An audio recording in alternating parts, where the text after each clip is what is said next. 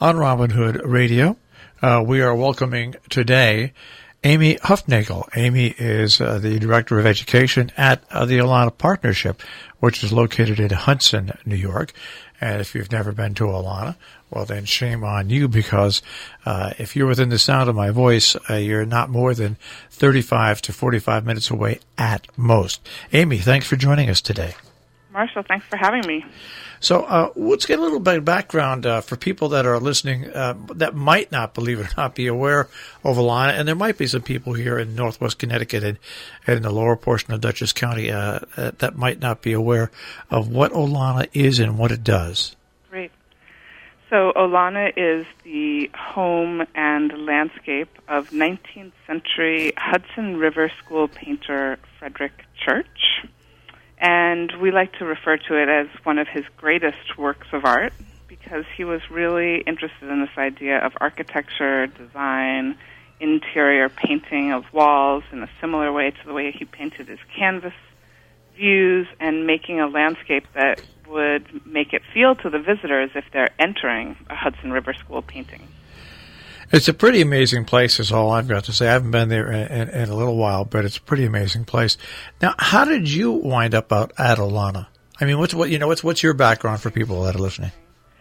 Well, I've spent 30 years in the nonprofit educational arena, working pretty much all of the positions possible, from, being a funder for a foundation, being an executive director, being an educator, being a curator. And I think what drew me to this particular job at Olana was that the board was hiring a director of education for the first time.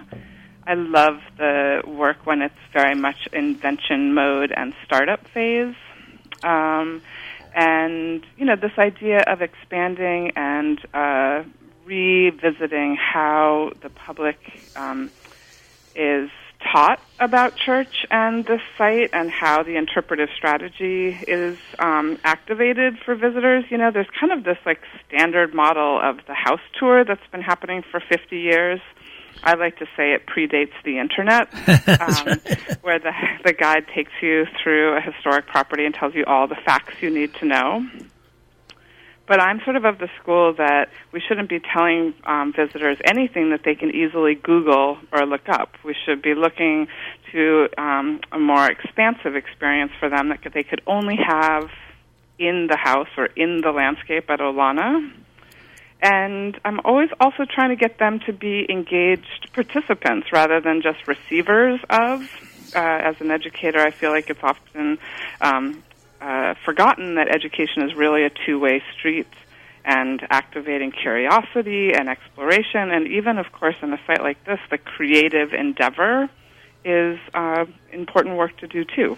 Well, it's interesting you say that, because my partner, Jill Goodman, and I talk about this all the time, that you can go online, you can see a beautiful piece of art, and it's great because that can draw you to that piece of art. But there's nothing like going to a museum setting and taking it all in. And I think with what you're talking about, Olana, not only do you go to the setting to take it all in, but you experience and can do things that really educates you well beyond what just seeing information on a screen can provide.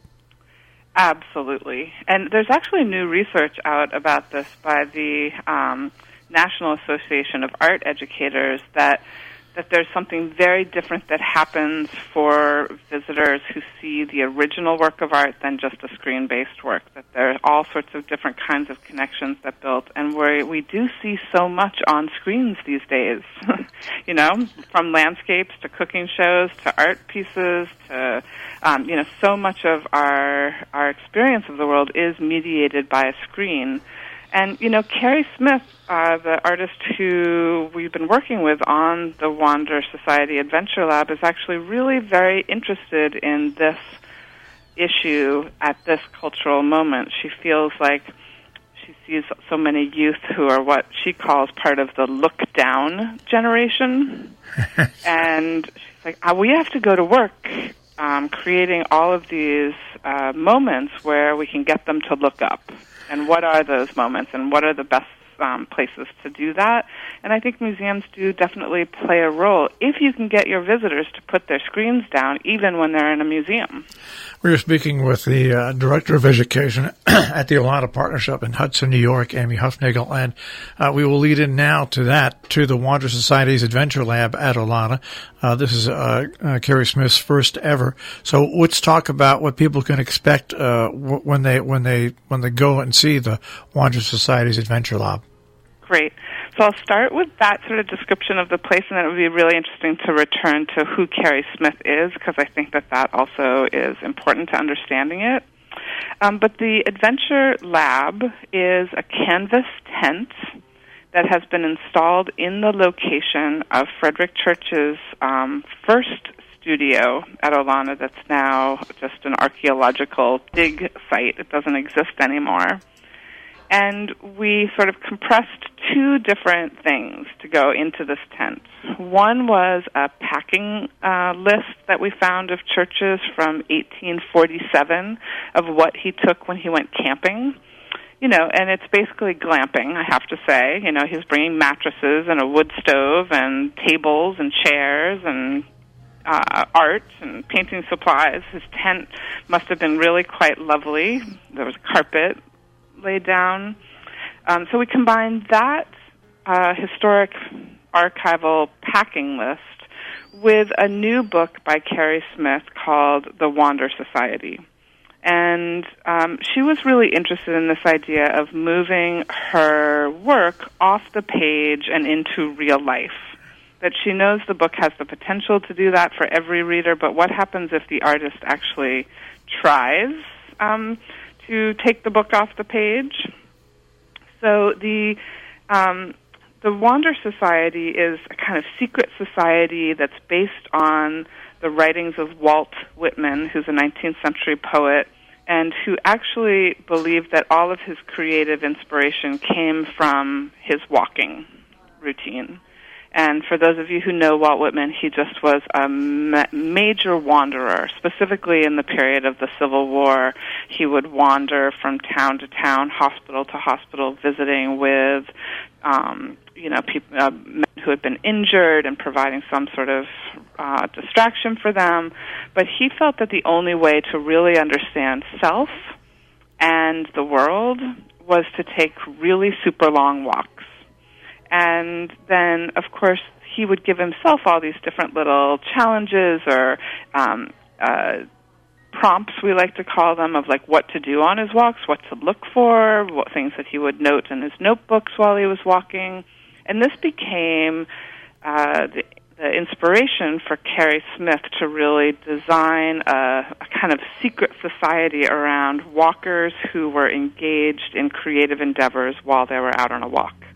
So at Olana, that's a perfect sort of set of variables to bring together, because we have 6 miles of these beautiful carriage road, really pleasure paths that Frederick Church made in the landscape. And so the tent is like a little laboratory that you go in that feels very 19th century, full of all sorts of collections and things that she's made, and tables and old equipment and typewriters and paper and pens. Specimens, and then this little machine that clicks you a ticket. And on the ticket is a prompt of something for you to do when you leave the tent and go out into the landscape. So it could be find all the circles you can find at Olana, or do nothing.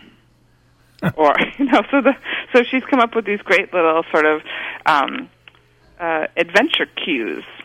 And the hope is that the audience at Olana comes to Olana and doesn't just hold up their camera to take a picture of the beautiful view that also inspired Church, but that they sort of go one step further than that. And I can tell you from it being on site since early April that that's exactly what's happening. And it's appealing to all ages, from grandparents down to kids. They all kind of get the cool tent environment, and they're inspired by the ideas that the ticket enacts in them. And how long will this be up, and what are the hours and days that people can experience it? Right, so the tent is open to the public 8 a.m. until around 5 p.m., 6 p.m., Tuesday through Sunday. And so it can just be entered at any time during the day. You don't need to pay anything. You don't need a ticket. It's open. You can just go and sit there. There's a library. You could read in this little environment. And it will be up on the grounds until the first week in December. All right. Now, as people who listen to Ramadan Radio know, we have a calendar, and we talk about the different events that are happening in that current week at Olana. What are some of the things that are coming up in between now and the end of the year at Olana? Great. So, of course, we have a great exhibition this season that continues through the Thanksgiving weekend called Costume and Custom, where you can see these amazing textiles that Frederick Church brought back from his 2-year trip to the Middle East from the 1860s. And sort of parallel to that exhibition, we have an Artist on Art tour series that happens every other Saturday through December 3rd at Olana, where contemporary artists of Arab and Islamic descent are, in fact, the tour guides in the house. It's a very different perspective shift. We don't actually, we do a small introduction with them, but we really give them poetic license to design their own tours. And I can't tell you the way in which asking a young person and a person who hails from this region of the world in the Middle East thinks about Olana. So I want to really encourage people to look for the Artist on Art tours on our website at olana.org. We also, on Saturday, November 10th, have a walk in the landscape on the carriage roads with a plein air painter, a contemporary working artist, who gives a painter's tour of the landscape. And then for the actual holiday weekend of Thanksgiving on that Friday and Saturday, we have things going all day long, both of those days, and it ranges from puppet shows to drop-in gift wrapping, paper making studio where you can come and make your own holiday wrapping papers. We have a knitting workshop. We have a henna tattoo workshop, and as well as the house being open and the landscape being open all weekend. Well, that is the Olana Partnership in Hudson, New York, 518-828-1872, olana.org. Amy, I expect to hear quite more from you as we go through the next year. Does Olana stay up open right through the heart of the winter as well? We do. We close in December down to just weekends only. So that's something to keep in mind. During the height of the season, we're open 6 days a week, but in December we will transfer only to weekends. Amy, thank you very much for joining us today, and best of luck. And I'll say going into Halloween, Thanksgiving, and the holidays as well. Great, Marshall. Thanks for having me, and thanks for the great work for the community on the radio station.